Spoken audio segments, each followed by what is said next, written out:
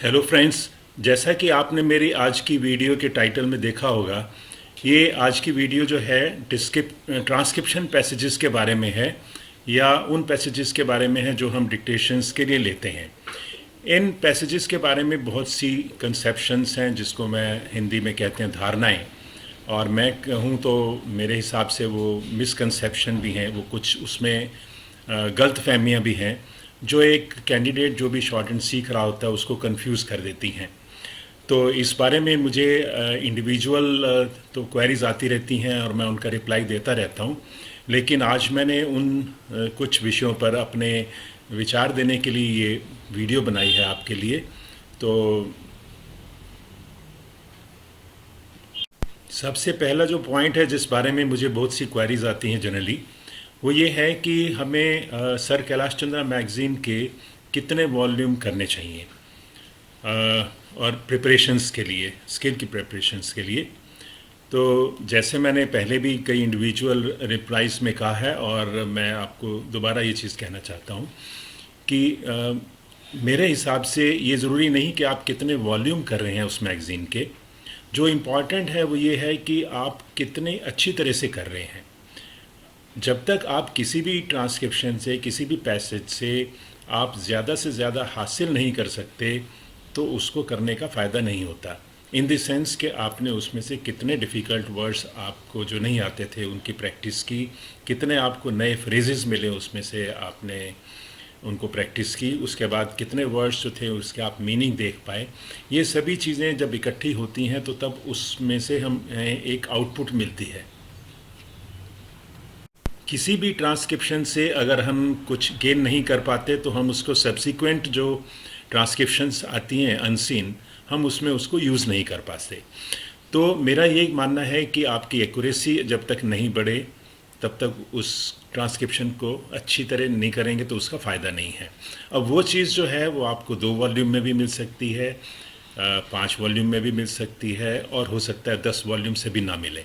तो ये आपको एक पॉइंट माइंड में रखना है कि जब भी आपको ट्रांसक्रिप्शन करनी है, जो भी आप ट्रांसक्रिप्शन करें उसमें से मैक्सिमम आप गेन करें ताकि आपको आने वाली नेक्स्ट जो ट्रांसक्रिप्शंस होगी अनसीन, उसमें उसका बेनिफिट मिले। इसके अलावा आपका फोकस जो है हमेशा क्वालिटी पर होना चाहिए, ना कि क्वांटिटी पर। ये नहीं कि हमने 2 ट्रांसक्रिप्शन कर ली और गेन उसमें से नहीं किया, और उसकी बजाय अगर आपने एक कर ली या हो सकता है आपने एक छोटी कर ली और उसमें से आपने गेन कर लिया, वो आपके लिए ज़्यादा बेनिफिशियल रहेगी। अब मैं आता हूँ सेकंड पॉइंट पर। सेकंड पॉइंट ये है कि क्या हमें ट्रांसक्रिप्शंस जो हैं वॉल्यूम वाइज करनी चाहिए। ये भी एक क्वेरी है जो ज़्यादातर आती रहती है, और इस बारे में पर्सनली वही मैं अपनी जो है अपने व्यूज़ देता रहता हूँ। और इस बारे में मुझे ये समझ नहीं आता कि इसको जो वॉल्यूम वाइज करने की क्या उसमें सैंक्टिटी है, क्या उसमें बेनिफिट मिलता है, इस बारे में मैं कन्विंस नहीं हूँ। और मेरे हिसाब से आप कोई सा भी वॉल्यूम करें, कभी भी करें, कोई सी भी जो आपके लिए अनसीन है वो उसमें से किसी भी वॉल्यूम में से आप करें, वो आपकी जो जिस स्टेज पर हैं, जिस स्पीड पर हैं, उस स्पीड के हिसाब से होनी चाहिए, ना कि वो उस ऑर्डर में हो। हाँ, अगर सर कैलाश चंद्रा मैगज़ीन में जो भी ट्रांसक्रिप्शंस हैं अगर वो डिफ़िकल्टी लेवल के हिसाब से अरेंज की गई होती तो हम मान सकते थे कि उनका कुछ रीज़न है कि हम उनको ऑर्डर में करें। अदरवाइज़ कोई ऐसा रीज़न मेरे माइंड में नहीं है जो ये सेटिस्फाई कर सके कि हमें ऑर्डर में करनी है। और ये हम अननेसेसरी अपने माइंड को कंडीशन कर लेते हैं कि हमें नेक्स्ट करनी है, और मेरे हिसाब से वो ठीक नहीं है। थर्ड पॉइंट जिस बारे में मुझे कई बार कुछ सजेशंस भी आती हैं, वो ये है कि जो भी डिक्टेशन दी जा रही है उसका टेक्स्ट जो है स्क्रीन पर दिखाया जाए।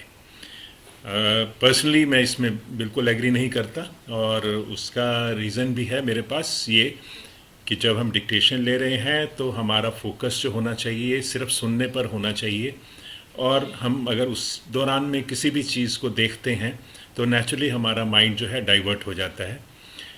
और आपको भी मैं यही सलाह दूंगा, आप जब भी डिक्टेशन लें, कहीं भी स्किल के लिए जाएं, तो आप अपना फोकस लिसनिंग पर रखिए। जितना आप लिसनिंग पर फोकस करेंगे उतना आप उन वर्ड्स को इमीडिएटली कैच कर पाएंगे। अगर आप इधर उधर देखते रहेंगे तो आपका फोकस जो है डिस्ट्रैक्ट होने की चांसेस रहते हैं और वो आपके कंसंट्रेशन को कह लीजिए डिस्टर्ब कर देता है। और हमें जो है जब टेक्स्ट जो है प्रोवाइडेड है पीडीएफ में है और लिंक उसका दिया हुआ है डिस्क्रिप्शन में, हम उसको कभी भी देख सकते हैं। तो इसमें मुझे कोई ऐसा रीज़न समझ नहीं आता कि उसको हम स्क्रीन पे दिखाएं। नेक्स्ट जो फोर्थ पॉइंट है वो ये है कि कई बार कैंडिडेट्स जो हैं वो इंतज़ार करते हैं कि नई डिक्टेशन आएगी तो तब हमने ट्रांसक्रिप्शन लिखनी है। इस बारे में मैं पार्टली एग्री करता हूँ कि हाँ, हम अगर किसी नए सब्जेक्ट को देख रहे हैं तब तो ये ठीक है, जस्टिफाइड है कि हमें किसी लेटेस्ट सब्जेक्ट पर अगर आए तो हमें देखना है कि नए वर्ड्स कौन से आ रहे हैं आजकल, वो दूसरी बात है। लेकिन अदरवाइज़ अगर हम वेट कर रहे हैं तो कोई भी पुरानी डिक्टेशन जो है वो आपके लिए नई है, अगर वो आपके लिए अनसीन है तो किसी भी इसी के लिए वेट करना कि दूसरी डिक्टेशन आएगी, नई आएगी तब करेंगे, नहीं, आप पुरानी भी करेंगे, आपके लिए जो भी अनसीन है वो नई है। हाँ, कुछ लेटेस्ट सब्जेक्ट पर आई हैं उसके लिए मैं एग्री कर सकता हूँ, उसके लिए डेफिनेटली आप वेट कर सकते हैं। नेक्स्ट और फिफ्थ पॉइंट जो है वो ये है कि लाइव डिक्टेशंस की ज़रूरत। इस बारे में मैं कहना चाहूँगा कि लाइव डिक्टेशन जो है ठीक है, कभी चेंज के लिए डेफिनेटली बेटर है, बट अदरवाइज़ जैसा कि मैंने पहले कहा आपको, लाइव डिक्टेशंस भी अगर हम देख रहे हैं तो हमें फोकस करना है लिसनिंग पर, और लाइव होगी तो हमारा ध्यान ज़रूर जाएगा वीडियो की तरफ, जो कि ऑडियो की तरफ आपका ध्यान होना चाहिए। हमें जितना क्लियर सुनेंगे, जितनी जल्दी सुनेंगे, उतनी जल्दी हम अपनी आउटलाइन को बना पाएंगे। और हमें कोशिश करनी चाहिए डिक्टेशन लेते टाइम कि हम एक एक वर्ड के साथ साथ चलें। तो उसके लिए ज़रूरी है कि आप ऑडियो पर ध्यान दीजिए। कभी कभी लाइव डिक्टेशंस चेंज के लिए ठीक हो सकती हैं, but not as a regular feature.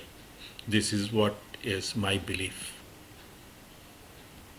आज का लास्ट और सिक्स्थ पॉइंट है कि क्या ऑफलाइन कोचिंग ठीक रहती है शॉर्टहैंड सीखने के लिए या ऑनलाइन। इस बारे में मेरी अंडरस्टैंडिंग ये है, मेरी ओपिनियन ये है कि दोनों अच्छी रहते हैं। दोनों के अपने अपने बेनिफिट हैं, लेकिन आपको ये देखना है कि आपका सोर्स क्या है। अगर आपका सोर्स अच्छा है जहाँ से आप ले रहे हो, उस सोर्स को एक्सपीरियंस है, नॉलेज है, तो वो चाहे ऑफलाइन है तो ये आपके लिए बेनिफिशियल है।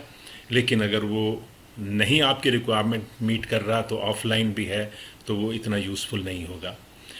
ये डिपेंड करता है कि मेथड ऑफ टीचिंग क्या है और एक्सपीरियंस कितना है उस बारे में। जो भी सोर्स है उनके पास आपका जो मेजर करने का जो तरीका है वो होना चाहिए कि जो सोर्स है उसको आप प्रॉपरली एनालाइज करें। बाकी चाहे वो ऑफलाइन हो चाहे ऑनलाइन हो, वो डिपेंड ज़्यादा नहीं करता। कॉम्पिटेंसी उस क्या है वहाँ पर, टीचिंग स्किल कैसी हैं, दैट इज़ मोर इम्पॉर्टेंट। यही कुछ पॉइंट मुझे आपसे आज शेयर करने थे इस वीडियो में, और हो सकता है कुछ लोग इससे पूरी तरह सहमत हों, कुछ ना हों, लेकिन मैंने जो भी बताया है मैंने अपने एक्सपीरियंस और अपने नॉलेज के बेस पे बताया है। That's all. Thank you very much.